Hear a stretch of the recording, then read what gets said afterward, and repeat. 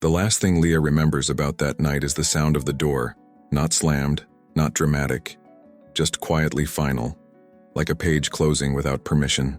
Snow had just started to fall in Maple Hollow, soft and slow, as if the world was trying to be gentle with what was about to break. Julian stood on her porch with his hands in his coat pockets, eyes fixed somewhere past her shoulder, like he couldn't bear to look at the life they were building. He didn't say, "I don't love you." That would have hurt less. He said, "I'm not ready." And then he left her holding all the readiness by herself. For a long time, Leah tried to breathe around the shape of him, around the empty chair at the diner where they used to split pie, around the hospital corridor where she started picking up extra shifts just to stay too tired to feel, around the quiet nights when the wind pressed against the farmhouse windows and every creak sounded like footsteps coming back. But years don't wait for anyone's apology. Seasons moved through her like chapters she didn't ask to write. Spring came with muddy roads and hard mornings. Summer arrived with sunlit fields and stubborn survival. Then autumn, harvest season, when everyone in town gathered to bring in what the year had grown. And Leah realized she had grown too. She learned how to smile without pretending, how to build a life that didn't depend on a promise, how to stop checking the mailbox for words that would never come. And when New Year's arrived again, another one, she stood under the glow of small-town fireworks and made herself a vow she never thought she'd need. I will never abandon myself again.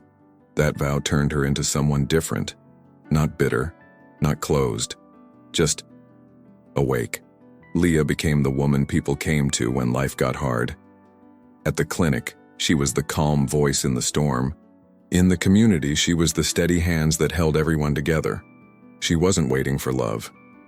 She was becoming it, through her choices, her courage, her healing.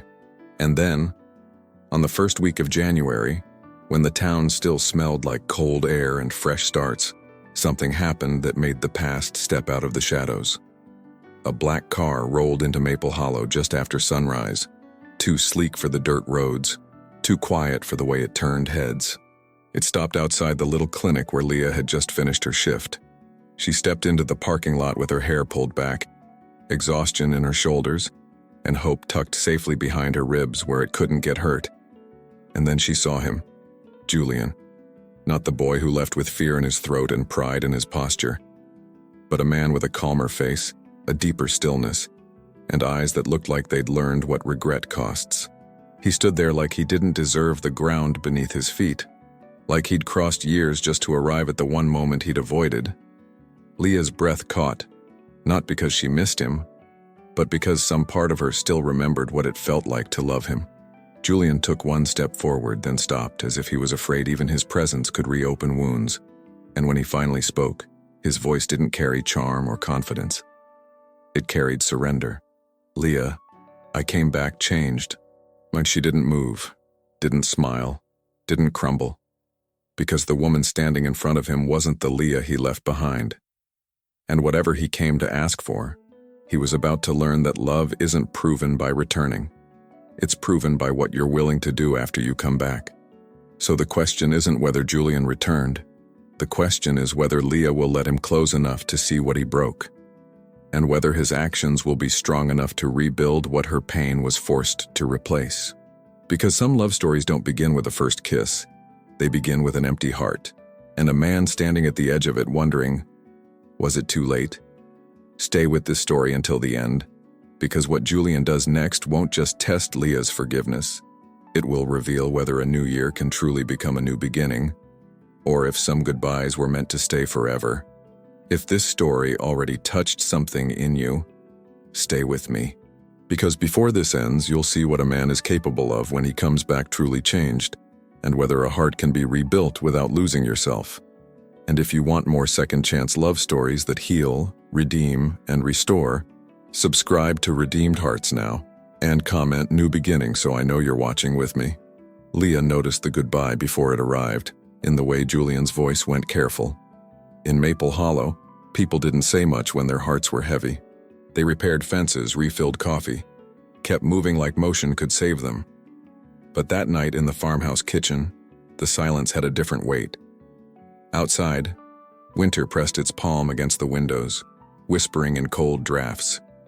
Inside, the clock ticked like a warning they didn't know how to stop. And Leah, strong as she was, still believed love would choose them. Julian stood by the sink, sleeves rolled, hands wet from washing a mug twice.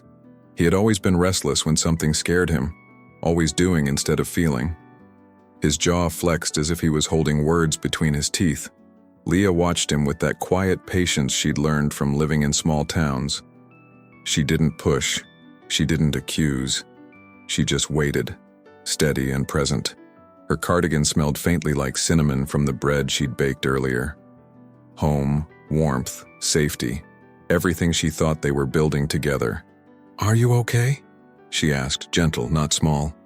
Julian's shoulders rose on a breath that didn't reach his chest. "I'm fine," he said too fast, and that was the first crack. Leah stepped closer, not to trap him, but to meet him where he stood. "We don't have to pretend with each other," she reminded him softly. The words should have been an invitation. Instead, they landed like a mirror he wasn't ready to face. Julian turned, and for a second, his eyes found hers, then flinched away. Leah saw it then. Not anger, not coldness. Fear. The kind that makes a person look for exits in rooms that feel too real. He wiped his hands on a towel with shaking precision. "I got a call," he said, as if the call was the reason his life was splitting. Leah didn't ask from who. She asked the only thing that mattered. "Julian, what's happening?" He walked to the table and sat like his bones had suddenly grown heavier. Maple Hollow was quiet at night, but the kitchen felt loud with unsaid truth. Julian had come to town 2 years earlier with ambition in his eyes. He talked about building something big, expanding his family's business, investing smart. He had money, yes, but he carried hunger like it was a wound. Leah had loved him anyway, maybe because she recognized that hunger in herself. Not for power, but for a life that finally felt secure. "I'm being offered something," Julian said, voice low, almost ashamed. "A promotion, a move. Boston." The word fell between them like ice into warm water. Leah's stomach tightened, but she kept her face calm. "Okay," she said, steady. "That's big." She reached for his hand on the table and he let her touch him. Barely. "How do you feel about it?" Julian's laugh was short and empty. "I don't know," he admitted, and his honesty sounded like defeat. He stared at their joined hands like he didn't deserve the comfort. "My father thinks this is my shot. He says I can't waste time here." Here. As if Maple Hollow was nothing but a pause, not a home. Leah's throat burned, but she didn't lash out. She never fought dirty. "Do you think being with me is wasting time?" Julian's eyes lifted, and there it was. Pain, guilt, a war behind them. "No," he said quickly. "Leah, no. You're the best thing I've ever had." Then he swallowed like even that truth scared him. "But I can't." His voice broke, and he pressed his palm to his forehead. "I can't carry both. I can't be what you need and what they expect." Leah's heartbeat thundered, but her voice remained controlled. "What I need," she said softly, "is not perfection. It's presence. Presence." The word hung in the air like a vow. Julian's eyes shone, not with tears, but with the threat of them. He had always been taught success first, emotions later, if ever. Leah saw how love was asking him to be human, and ambition was asking him to be stone. "I'm scared," he confessed, barely audible. That admission should have brought them closer. Instead, it became the reason he chose distance. Leah rose and moved around the table, kneeling beside his chair. She held his face gently, like he was something fragile and worth saving. "Then let's be scared together," she whispered. Her eyes were clear, her voice warm, strong in the way storms are strong. Julian leaned into her touch for a second, like he almost surrendered. Then he pulled away, sharp, like he'd been burned by tenderness. "I can't," he said. And that was the second crack, wider.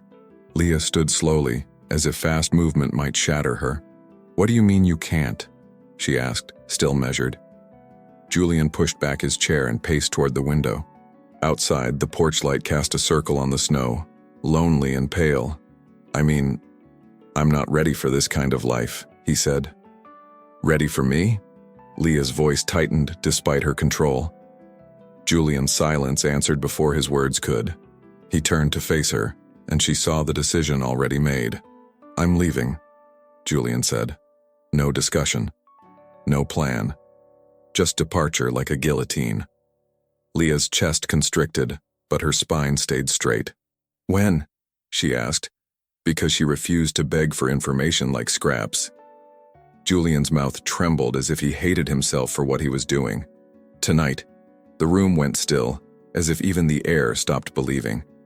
Leah's hands curled at her sides, nails pressing crescents into her palms. She didn't cry. Not yet. She was too busy trying to understand. You're going to walk out, she said, voice low. Without fighting for us? Julian's eyes flickered with shame.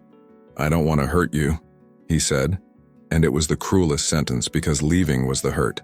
Leah shook her head once, small, disbelieving. You're already hurting me, she replied. Her voice didn't rise, but it cut deeper than shouting. Julian stepped forward like he wanted to touch her, to comfort her, but he stopped, as if he knew comfort from him would be theft. I'll come back, he promised, quick, panicked, desperate to soften the blow. Leah stared at him. Don't say things you haven't earned. Julian's throat bobbed as he swallowed. Leah, he began, but there were no words that could undo a choice. She walked past him to the counter and gripped the edge, steadying herself. In that moment, she felt something inside her shift, like a door closing quietly. Not her heart, her hope.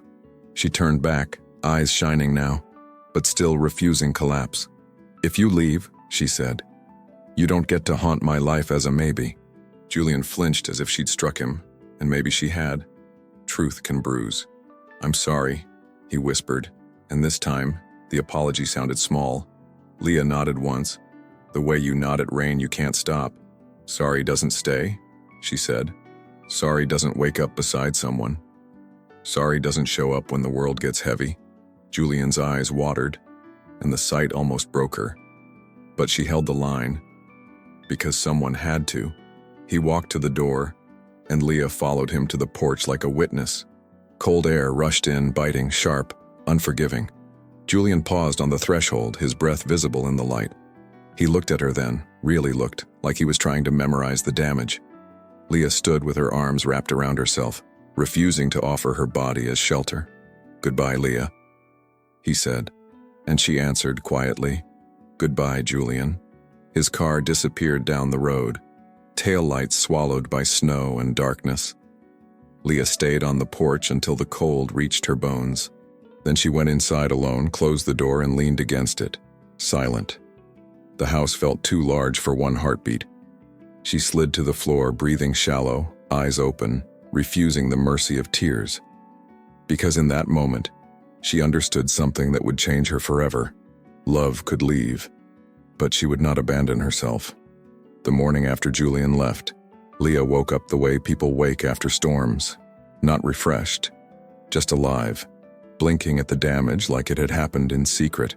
The pillow beside her was untouched, too neatly empty, like a cruel joke. Her body reached for routine, because routine was safer than reality. She brewed coffee, watched steam rise, and waited for the familiar sound of boots. Nothing came but the ticking clock and the whisper of the heater. Absence, Leah learned, can be louder than shouting. Maple Hollow didn't ask questions at first. Small towns have a strange mercy. They notice everything, but they wait. At the diner, Mrs. Carter refilled Leah's mug without speaking. At the market, people greeted her with softness in their eyes. Leah smiled back, grateful because kindness was easier than explaining pain. She kept her shoulders squared, her voice steady, her face composed. She became an expert at looking fine while breaking quietly. That week she went to work at the clinic like nothing had happened, not because she was okay, but because her patients didn't deserve her collapse. She checked blood pressure, changed dressings, held trembling hands. In the exam room, she sounded like herself, calm, capable, warm. Then she'd step into the supply closet and press her forehead to the shelves. She'd breathe until the tightness in her chest stopped feeling like strangling. Then she'd walk back out and keep saving everyone but herself. At night, the farmhouse became a museum of what they used to be. Julian's mug still sat in the cabinet like it hadn't gotten the memo. A pair of gloves he'd forgotten rested on the hook by the door. Leah stared at them the way you stare at a photograph after a funeral. She told herself to throw them away, but she couldn't yet. Grief isn't just sadness. It's the slow unlearning of a future you believed in. And Leah had believed in it with her whole chest. She didn't call him, not because she didn't want to. God, she wanted to. But because some part of her knew a hard truth. If a man can walk away without fighting, he'll come back only when it's convenient. Leah refused to become convenient. So she held her phone in her hand some nights until her fingers ached. Then she put it down like a boundary. Weeks passed and the world moved on with ruthless normality. Snow melted into slush, slush into mud, mud into early spring rain. New life appeared in fields as if the earth had never been hurt. Leah watched the seasons change and felt anger rise in her like fire. How dare the world keep blooming when she felt hollow? She thought she'd be weaker, smaller, softer after being left. But pain, she discovered, can also be fuel. One afternoon, she drove to the lake outside town and sat in her truck. The water was gray, restless, wind carving ripples like fingerprints. She stared at the horizon until her eyes stung. Then she spoke out loud, to no one, to God, to the air. "I'm not going to beg someone to choose me," she said. Her voice shook, but it didn't break.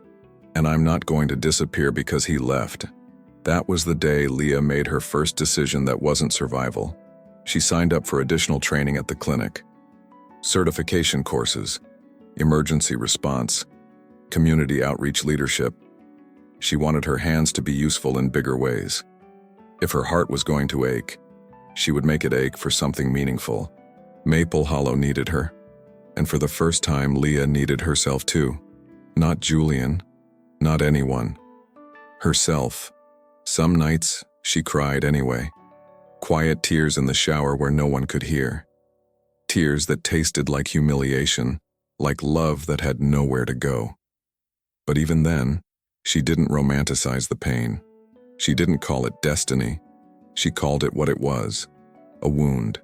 And wounds needed care, not worship. So she started therapy in the next town over. A small office with a plant in the window and a woman with kind eyes. Leah told the story once, then told it again, then told it without shaking. She learned the difference between missing someone and needing them. She learned how to name what happened. Abandonment, yes. But also fear, immaturity. A man who ran from intimacy like it was a trap. And naming it gave her power. By summer, Leah's life looked different from the outside. She laughed more freely at the diner, even if her eyes still carried history. She ran a community health day at the church hall, organizing volunteers. She drove out to farms for checkups, learned everyone's names, held babies. People began to speak of her with respect, not pity. "She's solid," they'd say. "That girl's got backbone." And Leah stopped feeling ashamed of how much she'd survived. Julian didn't call. Not once. Not even on her birthday. That absence became its own kind of answer. The first year, Leah counted months like bruises. The second year, she stopped counting. Because counting kept him present in her mind like a ghost in every room. And Leah was tired of living with ghosts. In late October, harvest season returned to Maple Hollow. Pumpkins lined porches. Corn stalks crackled in the fields. Leah joined the community harvest festival and volunteered at the first aid station. Children ran with cider-stained smiles. Couples held hands. Music played. She watched everyone's joy and felt something bittersweet bloom in her chest. Not jealousy, just a quiet realization. She still believed in love. She just no longer believed in waiting for it to rescue her. That night, she went home to the farmhouse and lit a candle on the table. She wrote a letter on a piece of plain paper, her handwriting careful and honest. She didn't write to Julian. She wrote to herself. She listed what she deserved: consistency, tenderness, accountability, safety. She wrote what she would no longer accept. silence, half love, promises without proof. Then she folded the letter and placed it in a drawer like a contract, a promise she intended to keep. Winter came again, and this time it didn't swallow her whole. It still hurt. Some nights the loneliness crept in like cold under the door. But Leah had learned how to make warmth without someone else's hands. She decorated a small tree anyway, not because she was pretending, because she refused to let pain steal beauty from her life. On New Year's Eve, she stood outside under the stars and breathed in the cold, and she whispered a vow that felt like a beginning. "I will make a life that feels safe," Leah said. "I will love deeply, but I will not lose myself." Fireworks cracked in the distance, bright and brief. She thought about Julian for a moment, only a moment, then let the thought go. Not with hatred, with release. Because healing isn't forgetting. Healing is choosing not to bleed over people who didn't stay. When January arrived, fresh calendars, new light, clean snow, Leah was ready. She was no longer the woman who believed love meant enduring abandonment. She was the woman who understood that love must show up, day after day. She walked into the clinic with her chin lifted and her heart steady. She had purpose now. She had community. And she had something else too. A quiet, unshakable self-respect. The kind that doesn't beg. So when the receptionist said, "Leah, there's a man asking for you," Leah didn't rush. She didn't panic, she didn't hope. She simply finished washing her hands, dried them, and walked out calmly. Because whoever it was, her life did not revolve around surprise anymore. But the second she stepped into the front lobby and saw him, taller, sharper, familiar in a way her bones recognized, her whole world went still. Julian stood in the clinic lobby like he didn't know where to put his hands. Not careless, not arrogant, just still. Like a man bracing for impact. He wore a dark coat dusted with snow, hair slightly longer than Leah remembered. His face had sharpened with time, but not in the polished way success usually brings. There was something quieter in him, like his confidence had been replaced by humility. The same green eyes, yet deeper, carrying years he hadn't lived beside her. Leah stopped a few feet away, her breath caught between past and present. For a heartbeat, she didn't move. Not because she was weak, because her body remembered what her mind refused. It remembered his warmth in winter, his laugh in the diner, his hands on her waist. It remembered the door closing, the taillights vanishing into snow. But Leah had learned how to stand inside memories without drowning in them. So she held her expression steady, her voice calm, her spine straight. "Julian," she said, as if saying his name didn't cost her anything. He flinched slightly at the sound, like he'd expected anger and got quiet power instead. "Leah," he answered, and his voice was lower than she remembered. Not smooth, not practiced. Just real. The receptionist pretended not to watch, but Maple Hollow was a town made of eyes. Leah didn't offer a smile. She didn't offer a hug. She offered what she had become, boundaries with dignity. "What are you doing here?" she asked, simple and direct. Julian swallowed, gaze dropping to the tiled floor. "I came back," he said, as if the words alone could explain the years. Leah's mouth tightened slightly. "I can see that." The air between them felt too thin, like any breath might tear it. Julian lifted his eyes again, and Leah saw something she hadn't seen before. Not just regret, but ownership of it. "I know I don't have the right," he began, "but I need to talk to you." Leah studied him like she would a wound, carefully, without rushing. Her heart did its old stupid thing, the part that remembered love like a reflex. But she didn't let that part drive anymore. "You can talk," she said, steady. "But not here." Julian nodded quickly, grateful for even that much. Leah turned and walked toward the side hallway, not looking back to see if he followed, because she refused to lead with hope. They stopped near the break room, where the hum of a vending machine filled the silence. Leah crossed her arms, not defensive, just grounded. Julian stood across from her, hands open at his sides. He looked like a man who had practiced speeches and thrown them away. Leah's eyes traveled over him, expensive watch, tailored coat, polished shoes. He still had success clinging to him like a second skin, but his posture held something else, Restraint, reverence, fear of failing again. "I didn't come to ruin your day," Julian said. Leah's laugh was quiet, humorless. "You already did that once." His face tightened, and he didn't argue. He deserved that line. "I know," he whispered. "I'm not here to defend myself." Leah tilted her head slightly. "Then why are you here?" Julian took a slow breath, like the truth was heavy. "Because I finally became someone who can stay." Leah's chest tightened, but she didn't let it show. She had heard beautiful sentences before. Words were easy, especially from men who had practiced avoiding discomfort. "You think that fixes it?" she asked, her voice calm but sharp in its honesty. Julian shook his head. "No, I know it doesn't." He swallowed hard, eyes shining in a way that made Leah's stomach twist. "But I had to come back and face what I did." Leah leaned back against the wall, steadying herself with cool paint and self-control. "Face it," she repeated softly. "That's interesting." Julian's jaw flexed, like he was holding himself accountable in real time. "I left because I was scared," he said. "Scared of choosing you and failing. Scared of losing my future. Scared of not being enough." Leah's eyes hardened. "So you chose the one option that guaranteed failure?" Julian nodded once. "Yes." A beat of silence passed, thick and trembling. Leah's voice lowered. "Do you know what it cost me?" Julian's gaze dropped. "I can guess." Leah's eyes flashed. "Don't guess." Julian looked up and Leah saw him brace for the truth like punishment. "It cost me my sleep," she said. "My appetite, my belief in safety. It cost me the version of myself that trusted love without fear." Julian's throat tightened and Leah watched him swallow emotion like a man learning to be human.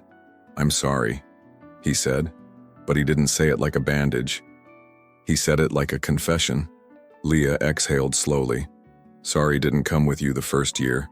Julian flinched and Leah continued, voice steady. "Sorry didn't show up on my birthday. Sorry didn't ask if I was alive." Julian's eyes filled and this time a tear finally escaped. "I know," he said hoarsely, "and I hate myself for it." Leah's gaze stayed locked on him, unsoftened by tears. "I don't want you to hate yourself," she said. "I want you to understand." Julian nodded, wiping his face with the back of his hand, embarrassed. "I understand more now than I did then," he whispered. "I thought success would make me feel secure. It didn't. It just made the emptiness expensive." Leah blinked once, the sentence striking somewhere deep. She didn't want to relate to him. She didn't want to feel that tug. Yet she understood what it meant to chase stability like salvation. "What happened?" she asked, and even her curiosity was cautious. Julian's gaze drifted past her as if he could see the years like film. "My father got sick last winter," he said. Not tragic. He's alive. But watching him almost lose everything woke something up in me." Leah's arms loosened slightly, not from forgiveness, just from attention. Julian continued, voice steadying. "I realized I'd built a life with money and no peace. I looked around and saw no one who truly knew me." His eyes returned to Leah, raw with honesty. "And the person who knew me best was the one I abandoned." Leah's throat tightened, but she kept control. "That realization doesn't give you access to me," she said quietly. Julian nodded immediately, like he'd expected that and respected it. "I'm not asking for access," he said. "Not yet." Leah's brows lifted slightly. The "not yet" sounded like hope trying to sneak in. She killed it quickly. "Don't plan my timeline." Julian's mouth pressed into a line of humility. "You're right." He took a breath. "I came to do something first." Leah's eyes narrowed. "What?" Julian reached into his coat and pulled out a folded document. Leah didn't take it. She just watched. "It's a donation agreement," he said. "For the clinic." Leah's eyes flicked to the paper, then back to him, wary. "We don't need charity," she said. "It's not charity," Julian replied. "It's responsibility. I'm funding the new community wing you've been fighting for." Leah's breath stalled, anger and disbelief sparking at once. "You think money makes this okay?" she said sharply. Julian shook his head fast. "No." He stepped closer, but he stopped at a respectful distance. I'm doing this because you've carried this town. You've carried everyone. And I left you to carry yourself alone." His voice broke. "This is the first thing I can do that doesn't ask anything from you." Leah stared at him, her mind spinning with 100 emotions she refused to release. The clinic wing had been her dream for years. Grant proposals, meetings, denials. Julian had just placed possibility in her hands like it weighed nothing. And that terrified her, because it felt like the past trying to bargain with the present. She didn't take the document. She didn't reject it either. She looked at Julian and said, slow and clear, "One action doesn't erase a history." Julian nodded, eyes steady. "Then let me build a new one, with actions, not words." Leah didn't touch the donation agreement. She looked at it the way you look at something beautiful that might be dangerous. Because possibility can feel like hope, and hope had once nearly killed her. She held Julian's gaze with the calm of a woman who had survived herself. "You're not buying your way back," she said, each word placed like a stone. Julian's throat moved as he swallowed. "I know. Then don't try." Leah finished, and the line between them became a boundary. The clinic hallway was quiet, but Leah could feel the town listening anyway. Maple Hollow didn't need gossip to know when history walked back in. Leah turned slightly, checking the clock because her shift wasn't done. Her work still mattered even while her past stood inches away. Julian watched her with something like respect and grief. "I don't want to disrupt your life," he said softly. Leah's lips curved without humor. "You already did. Now speak the truth." Julian inhaled slowly as if he had rehearsed accountability like a language. "I left because it was easier than staying," he admitted. "That's not a reason," Leah replied, voice even. "That's a confession." Julian nodded. "I know. The reason is, I didn't trust myself." Leah's eyes narrowed. "So you punished me for your lack of trust?" Julian flinched, then answered with brutal honesty. "Yes." The word hung between them, heavy, ugly, real. Leah turned her face slightly, blinking once. The ache was old, but hearing him name it still hit like fresh glass. She had spent years trying to make sense of silence. Now the silence was replaced by truth, and it didn't bring relief. It brought the grief of knowing she hadn't imagined the cruelty of it. "You let me believe I wasn't worth staying for," she said quietly.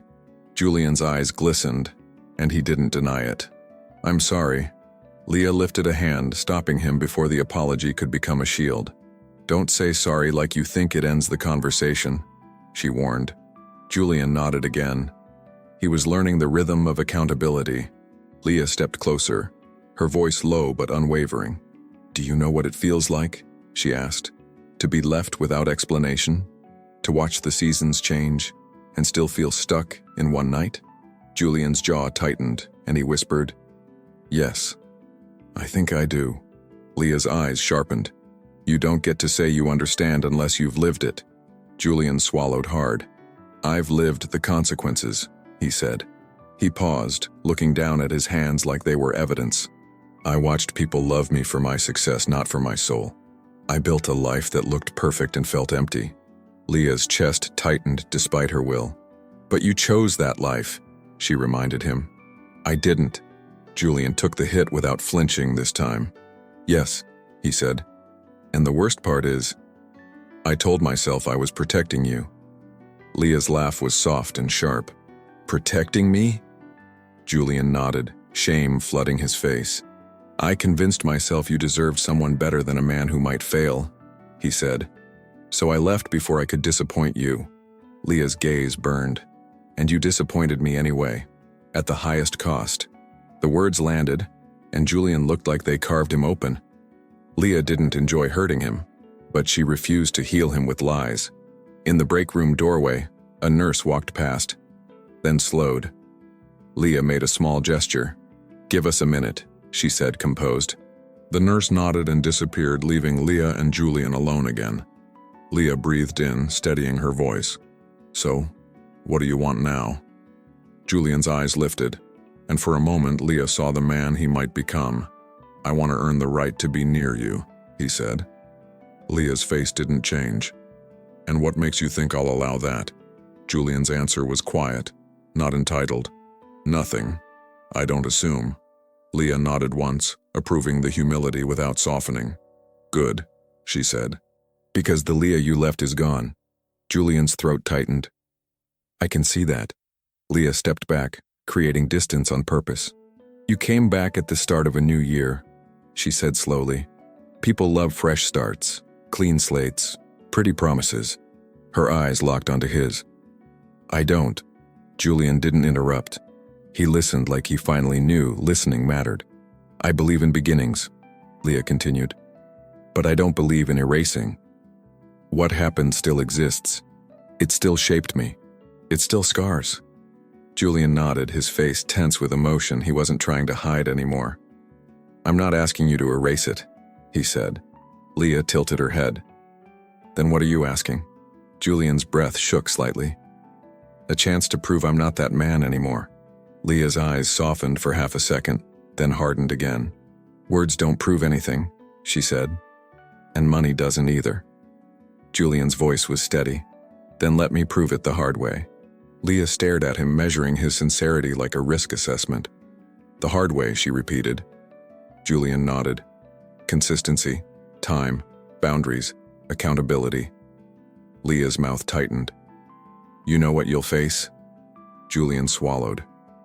Your anger, your distrust, your silence, your truth. Leah leaned in slightly. And the town. Julian's eyes flicked, understanding. Maple Hollow never forgot. I'll face it, he said. I deserve it. Leah exhaled slowly and looked down at the donation agreement again. This clinic wing, she said, voice quieter. It's been my fight for years. Julian nodded. I know. Leah's gaze snapped back to him. How? Julian's face tightened. I kept tabs on the town. Leah's jaw clenched. You watched from afar? Julian flinched.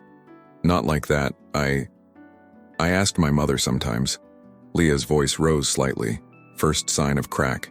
So you knew I was struggling and stayed silent? Julian's eyes filled again and he didn't excuse himself. Yes, he admitted. And that's part of why I'm here. Leah's chest heaved once, anger swelling. You don't get applause for finally showing up, she said, voice tight. Julian nodded quickly. I'm not asking for applause. Leah's hands curled into fists. Then stop arriving like a hero. Julian's voice dropped, earnest. I'm not a hero. I'm the one who caused the wound.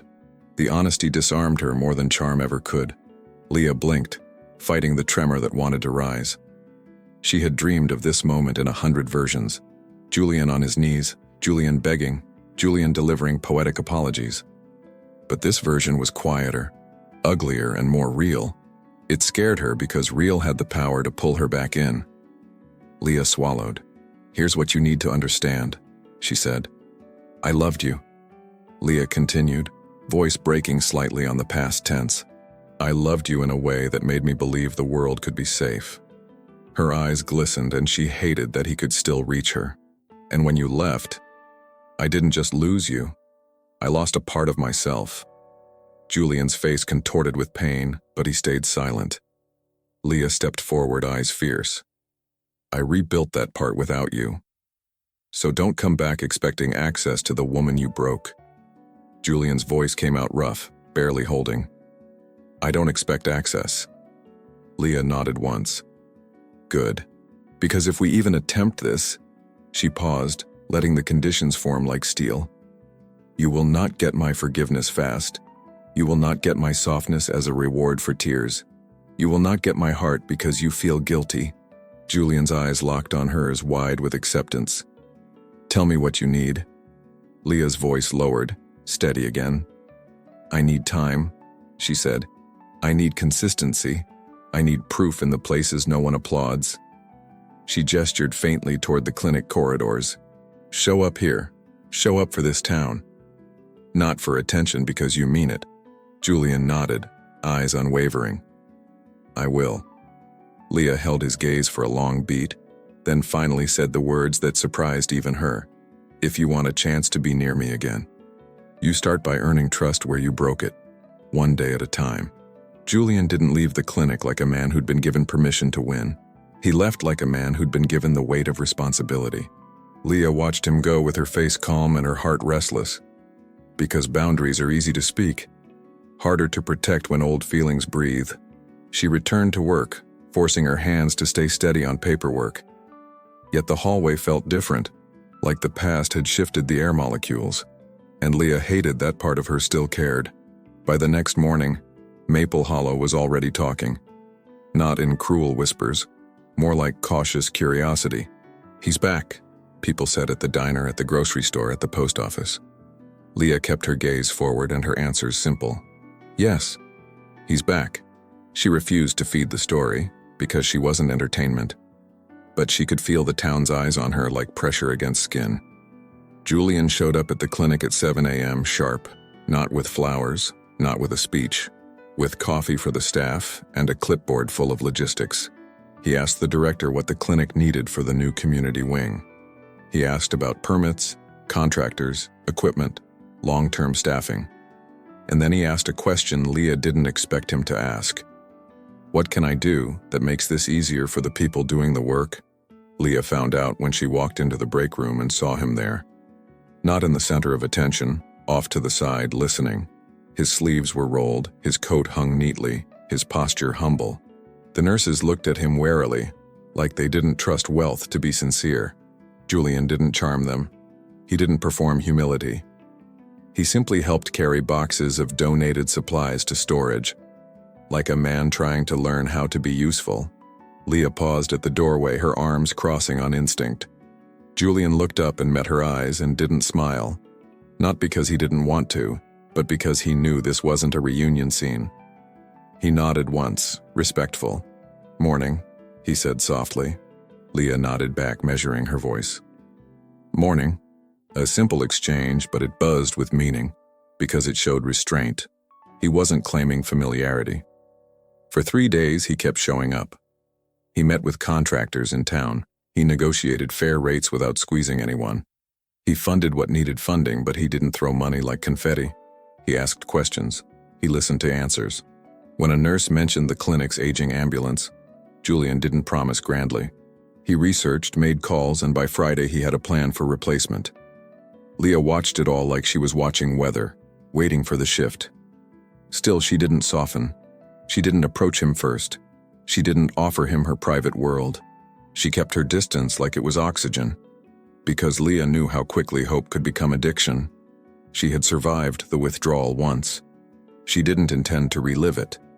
So she spoke only when necessary, stayed professional, kept her face controlled. And Julian didn't push. Like he understood pushing was the old version of him. The town, however, did what towns do. It tested him. Mr. Holloway at the hardware store pretended not to recognize him at first. The pastor's wife offered polite smiles that didn't reach her eyes. Someone muttered. He came back when it was convenient, and didn't lower their voice. Julian didn't flare up. He didn't defend himself. He paid for his supplies, thanked them, and left quietly. Leah heard about it later and felt something twist, respect, sharp and unwanted. One afternoon, a winter storm rolled in suddenly, thicker than forecast. The clinic's parking lot became a sheet of ice in under an hour. A farm truck slid and hit the curb hard, an elderly man inside groaning in pain. Leah ran outside, boots slipping, breath cutting in the cold. She shouted for a stretcher. The staff rushed, chaos blooming. And then Julian was there. Steady hands, quick mind, calm voice. He didn't panic. He didn't freeze. He moved. He helped stabilize the man, held the IV bag with unwavering focus.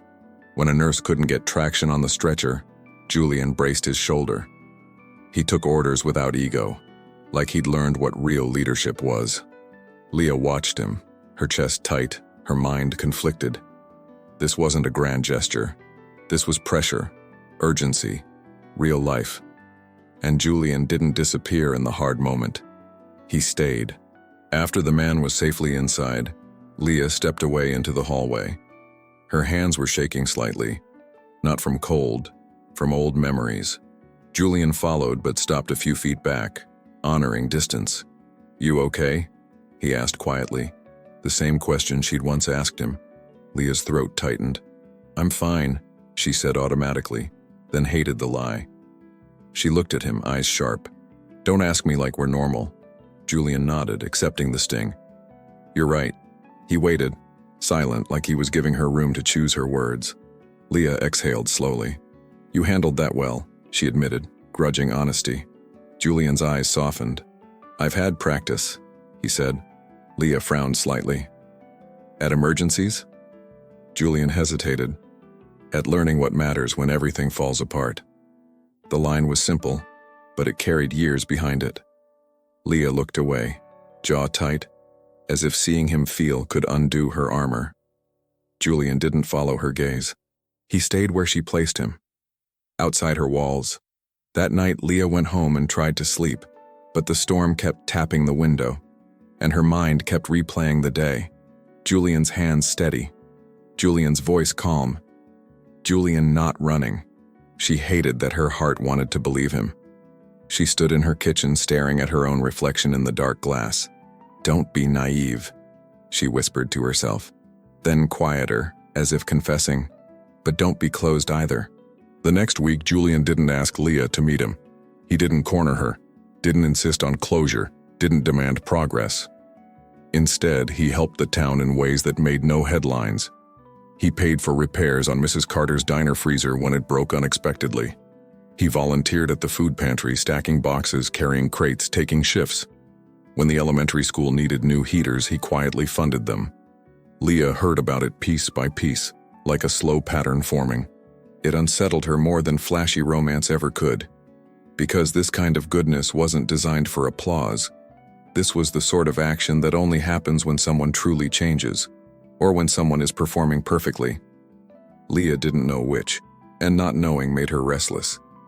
So she did what she always did when her emotions threatened control. She sought truth. She asked the clinic director one evening, casual as she could manage, "How's Julian been with the project?" The director's eyebrows lifted. "Focused," she said. "Respectful. Not pushy?" Leah asked, pretending the question was about logistics. The director studied Leah's face with the wisdom of women who've seen this story before. "He's not acting like a man trying to impress you," she said softly. "He's acting like a man trying to repair what he broke." Leah's chest tightened painfully at that. Later, Julian caught Leah alone near the supply room again. He didn't step too close. He didn't trap her with the hallway. He simply stood and spoke with quiet sincerity. "I'll be in town for a while," he said. "For the clinic. For the wing." Leah held his gaze, searching for manipulation like a habit. "And after the wing?" she asked, voice cool. Julian's answer was steady. "I'll still be here, if you'll let me." Leah's breath caught, and she hated the softness threatening her spine. She didn't answer with romance. She answered with truth. "I don't know what I'll let you be," she said. "I only know what I won't." Julian nodded as if that was enough to keep him accountable. "I won't rush you," he said. "I won't pressure you. I won't disappear again."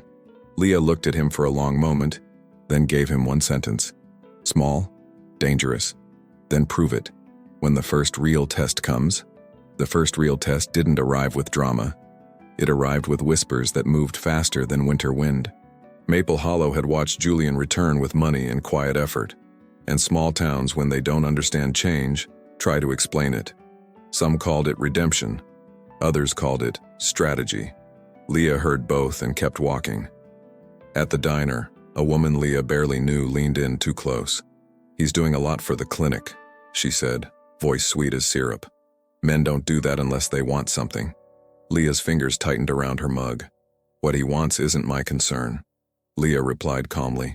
The woman smiled like she'd won. Leah hated that her chest still reacted. The next day, the gossip sharpened. Someone said Julian was buying his image back. Someone else said Leah was falling for it again. Leah listened with a face like stone and a heart like bruised fruit. She'd rebuilt herself too carefully to be spoken about like a cautionary tale. But the old fear returned anyway, sneaky and quiet.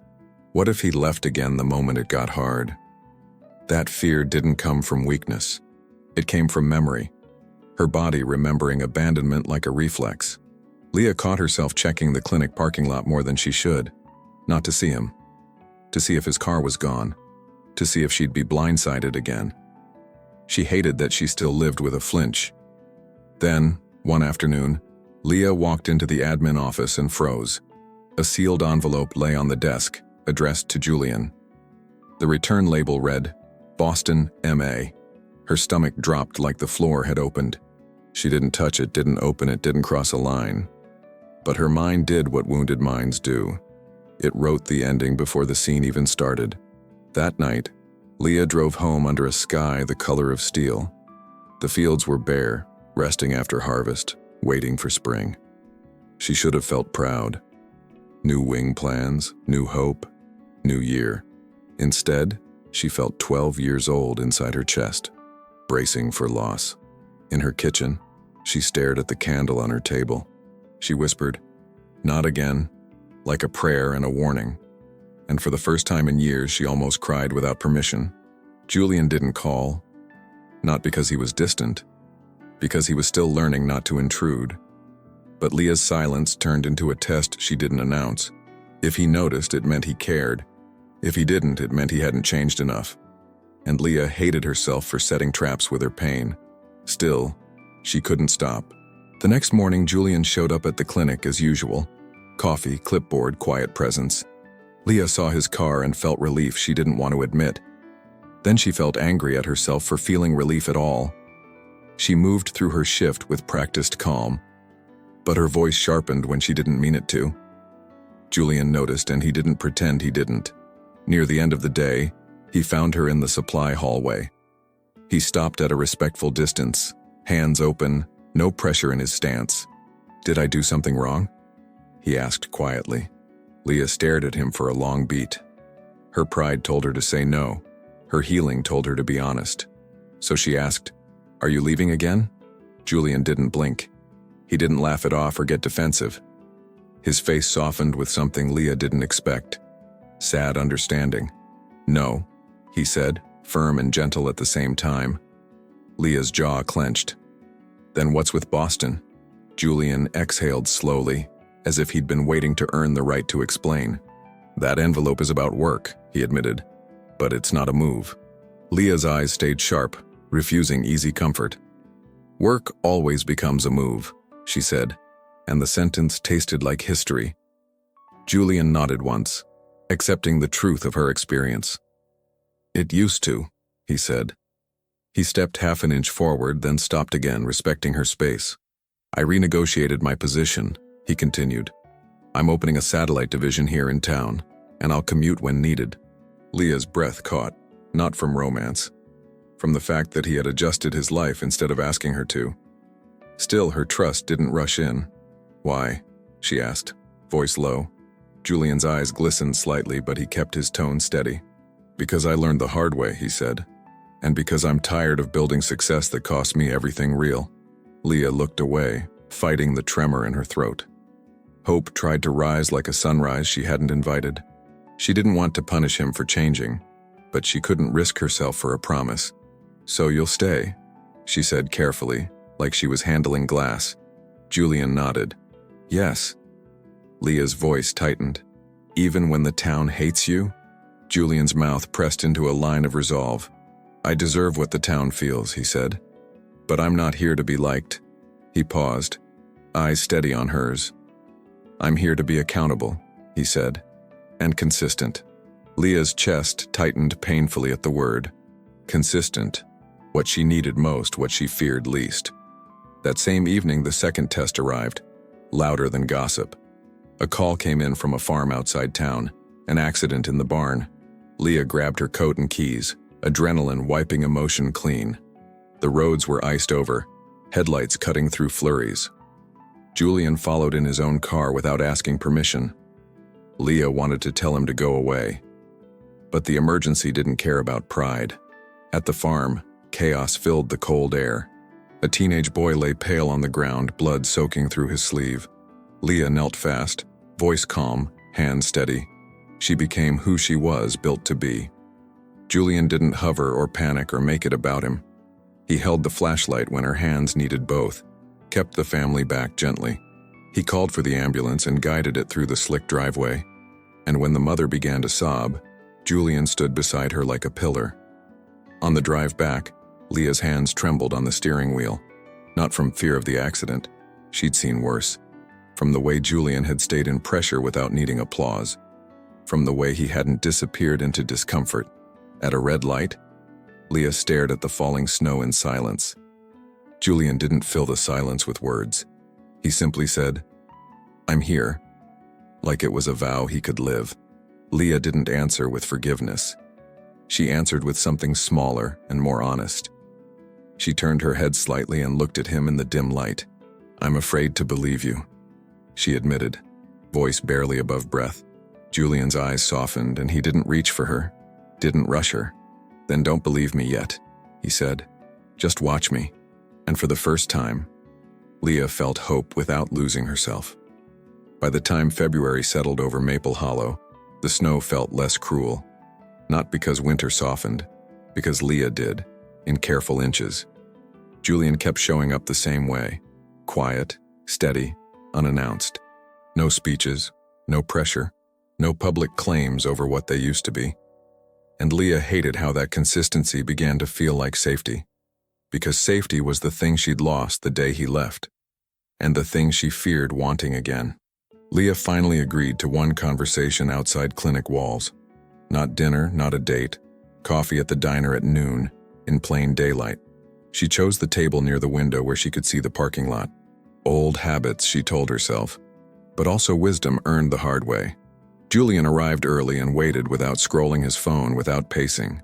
When Leah walked in, he stood, not to impress, but to respect. And he didn't reach for her like he still belonged. She slid into the booth across from him and kept her coat on. It wasn't cold inside. It was a boundary she needed to feel on her skin. Julian noticed and didn't comment, like he understood symbols matter. The waitress poured coffee and lingered, curious, then moved on. Leah wrapped her hands around the mug, grounding herself in warmth. Julian watched her with quiet patience, waiting for her to lead. Because Leah's pace was the only pace that mattered now.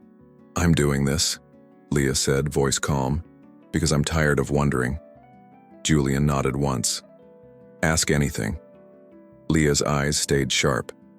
"Don't answer to win. Answer to be true." Julian's expression tightened with sincerity. "I will." Leah took a slow breath. "I'm not your redemption project, Julian." His jaw flexed as if the words hurt, but he didn't resist them. "I know," he said. "You're a person I wounded, and I owe you honesty." Outside, a group of men by the counter glanced toward them and whispered. Leah felt it like heat on her face, but she didn't flinch.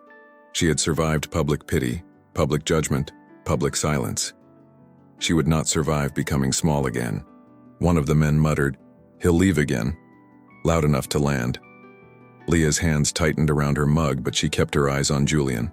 Julian didn't glare at the man. He lowered his gaze and absorbed the shame.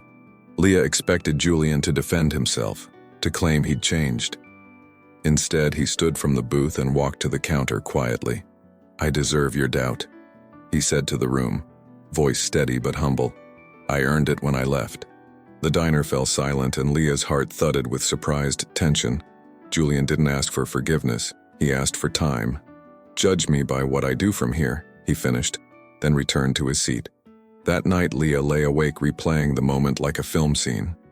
Not the words, his restraint, his willingness to be disliked without running. The old Julian would have needed control, applause, a clean narrative. This Julian had accepted the mess without trying to erase it. Still, Leah didn't allow herself to call it hope. She called it data, collected carefully like evidence in a case. And for the first time, the evidence didn't terrify her. The clinic wing planning meeting arrived the following week. Contractors, town council members, nurses, donors, every seat filled. Leah stood at the front with a folder in her hands and a steady voice. Julian sat off to the side, not beside her, not behind her, not claiming space. When questions turned sharp about funding and deadlines, Julian didn't interrupt. He let Leah lead like he understood her strength wasn't decorative. When he spoke, it was only to support her plan, not replace it. Afterward, Leah walked out into the cold evening and found Julian waiting outside. He didn't approach first. He simply stood by the steps, hands in his coat pockets. "I saw how hard you fought," he said quietly. Leah's mouth tightened. "You didn't have to come back to see that." Julian's eyes lowered. "I know." Leah hesitated, then surprised herself. "Walk with me." They moved down the sidewalk, past snowbanks and glowing streetlights. They reached the frozen creek, where the water hummed beneath ice. Leah stared at it and spoke without looking at him.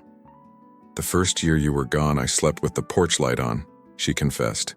Julian went still, breath catching like he'd been punched. "I kept thinking you'd come back and I'd miss it," she continued. "Then I realized I was keeping a door open to someone who chose to close it." Julian's voice came out rough. "Leah, I'm so sorry." Leah held up a hand, stopping the apology before it could become comfort. "I'm not telling you so you can feel guilty," she said. "I'm telling you because if you're here, you need to understand the cost." Julian nodded, eyes shining. "I want to understand." Leah swallowed, throat tight. "It cost me my ability to feel safe in love." A gust of wind cut across the creek and Leah's breath shook. "And I'm still rebuilding that every day." Julian didn't reach for her, didn't touch her without permission. He simply stepped back half a pace and lowered his voice. "Tell me what safety looks like for you now," he said. Leah blinked, startled by the question's gentleness. "Consistency," she answered, almost whispering. "Truth, no disappearing." Julian nodded like he was memorizing a map. "Then that's what I'll give you," he said, "even when you don't feel it yet." That weekend, Leah opened the drawer where she'd kept the letter to herself. She read every line like a vow carved into wood. Consistency, tenderness, accountability, safety. She stared at the words and realized something frighteningly simple. Julian wasn't asking her to abandon her standards. He was being measured by them. So Leah made a decision that felt like stepping onto thin ice. She invited him to the town's small New Year community service day at the church hall. The church hall smelled like coffee, chili, and wet boots. Tables were stacked with coats for families, food pantry boxes, medicine kits.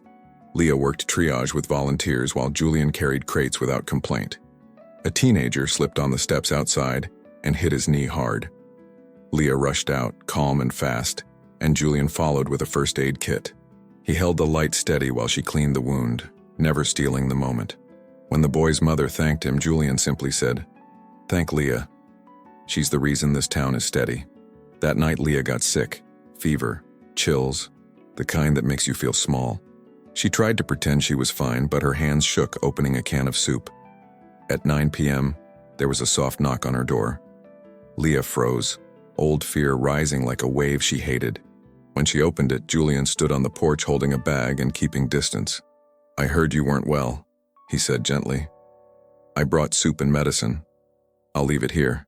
And he stepped back, proving care without demanding closeness. Leah stared at him, stunned by the restraint. Her throat tightened, and she hated how tears came anyway. Julian didn't move closer. He didn't ask to come in. He simply waited for her permission, like he was learning reverence. Leah lifted the bag slowly and nodded once. "Thank you," she whispered, her first soft word to him in years. Julian exhaled like relief hurt. "Rest," he said. "I'll be here tomorrow if you need anything." The next morning, Leah did something she never thought she'd do again. She picked up her phone and called him. Julian answered on the first ring, voice careful. "Leah, I'm not asking you to fix me," she said, voice hoarse but steady. "But I'd like to talk." There was a pause, then a quiet warmth in his reply. "Tell me where," he said, "and I'll come. No pressure, no expectations." They met on her porch as the sun rose pale over the fields. Leah stayed wrapped in a blanket, hair loose, vulnerability real and unstyled. Julian stood a respectful distance away, hands visible, heart in his eyes. "Forgiveness isn't a switch," Leah said softly. "It's a road, and I'm still walking." Julian nodded. "Then I'll walk beside you even if you never hold my hand." Leah's breath caught, and she didn't promise love, not yet. But she looked at him and said, "Come to the clinic groundbreaking with me, and keep proving you can stay." The day of the clinic groundbreaking arrived with a sky washed clean. Late winter sunlight stretched over Maple Hollow like a promise being tested. Snow still lined the edges of the roads, but the air carried a hint of thaw. Leah stood in her coat with her hands tucked into her pockets, steady and composed. This wasn't just a ceremony. It was the proof of years she'd refused to waste. People gathered with folding chairs, cameras, coffee cups, and cautious curiosity. And Julian arrived without fanfare, like he knew this day belonged to her. Leah spotted him near the back of the crowd, speaking quietly with the contractors. He wore a suit beneath his coat, successful as ever. Yet his posture stayed humble. When he saw Leah, he didn't rush toward her like a man reclaiming a place. He waited until she walked closer, giving her the power of approach. Leah felt something shift in her chest, still guarded, but no longer locked. She stopped beside him, not touching, but choosing proximity. Julian nodded once. "You ready?" he asked, voice gentle. Leah exhaled slowly. "I've been ready for years," she said. Julian's eyes warmed. "I can see that." The mayor called everyone's attention and Leah stepped forward to speak. Her voice carried across the crowd, clear, strong, unwavering. She spoke about community, about care, about the quiet heroes in small towns. She didn't mention heartbreak. She didn't mention Julian, because her story wasn't defined by who left, it was defined by who she became. When Leah finished, applause rose like waves, steady and sincere. She stepped down, heart pounding, not from nerves, from pride. Then the mayor turned to Julian with a polished smile. "Mr. Hale has generously funded the majority of this expansion," he announced. Heads turned. Whispers sparked. Some faces softened, others stayed hard. Leah's shoulders tightened slightly, instinctively bracing for the town's judgment. Julian stepped forward, and instead of accepting praise, he redirected it. "This is Leah's work," Julian said into the microphone. The simple sentence cut through the crowd like truth. He paused, eyes scanning faces that had every right to doubt him. "I didn't come back to be celebrated," he continued. "I came back because I left something unfinished, something I broke." He swallowed, voice roughening. "This clinic wing is not my redemption. It's my responsibility, and Leah is the reason it exists." A hush fell over the crowd, heavy with surprise. Julian didn't dramatize it. He didn't perform. He simply handed the microphone back and stepped away. Leah's throat tightened painfully. Not because she needed public gestures, but because this was who she'd begged him to become years ago. And now he was becoming it, without her begging. Leah stared at the ground for a second, steadying her breath. After the ceremony, people lingered in small clusters. Some offered Leah hugs, congratulations, warm words. A few older women approached Julian cautiously, eyes still guarded. Mrs. Carter from the diner looked at him the longest. "You hurt her," she said bluntly, no softness in her tone. Julian nodded once like he didn't deserve softness. "I did." Mrs. Carter's eyes narrowed. "Then don't do it again," Julian answered quietly. "I won't." Leah watched that exchange from a distance, her chest tight. It wasn't romantic, it wasn't pretty. It was accountability in public, without defense, without excuses. And Leah realized something that frightened her. The town wasn't the only one testing Julian now. She was testing herself too. Not whether she could forgive, she could. Whether she could trust without betraying herself. Later, Leah slipped away toward the fields behind the clinic lot. The ground was half frozen, half soft, like the season couldn't decide. She needed air, quiet, space to process the day's weight. She heard footsteps behind her and knew without looking. Julian stopped a few feet away, letting her control the distance again. "I didn't follow to push," he said softly. "I followed because you looked overwhelmed." Leah breathed out slowly. "I am," she admitted. "Not in a bad way. In a too much way." Julian nodded, gaze low. "You carried this dream alone for so long." Leah's eyes burned slightly. "Yes." Julian's voice dropped, steady and honest. "I'm ashamed you had to." Leah turned to face him, and the wind moved strands of hair across her cheek. "Shame doesn't help me," she said quietly. Consistency does. Julian's eyes lifted to hers. Then let me say it clearly, he replied. I'm not leaving this town again. Leah's heart thudded painfully, because the sentence was everything she'd needed. But she didn't fall into it like a starving person. She stood inside it like a woman who had learned to eat slowly. What about Boston? She asked, because fear still tried to protect her. Julian didn't hesitate. Boston is work, he said. This is life. Leah's throat tightened. And what if your life gets uncomfortable? Julian stepped closer by one careful inch.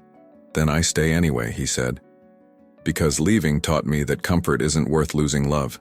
Leah's eyes filled, and she hated that tears came so easily now. Not because she was weak, but because she was tired of carrying alone. She wiped her cheek quickly, annoyed at herself. Julian didn't comment. He didn't reach out without permission. He simply stood there, letting her cry without making it about him. Leah swallowed hard. I'm afraid of giving you my soft parts again, she confessed. Julian's voice was gentle. Then give them slowly, he said. In pieces. I'll earn each one. The wind blew colder for a moment, and Leah shivered. Without thinking, Julian took off his scarf and held it out. He didn't wrap it around her himself. He offered it like choice. Leah stared at the scarf, then at him, then took it and looped it around her neck. The fabric smelled faintly like cedar and clean winter air. Something intimate sparked in that small exchange. Care, without control. Leah's gaze softened. You're learning, she whispered. Julian's mouth trembled into the smallest smile. I'm trying. Leah breathed in, then out, and made the next step herself. She closed the distance by half a step, enough to feel his warmth. Julian went still, like he didn't want to ruin the moment with greed. Leah looked up at him, eyes shining. I'm not the girl you left, she said softly. Julian nodded, voice thick. I know, and I don't want her back. Leah's brows lifted slightly.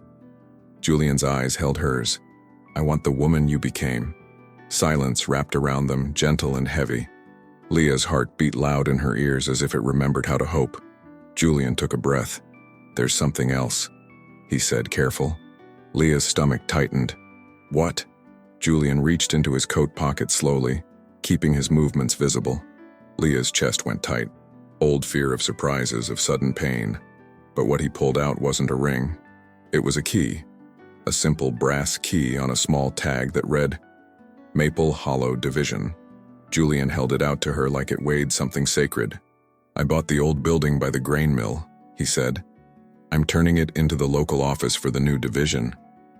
Leah blinked, confused. Why are you giving me this?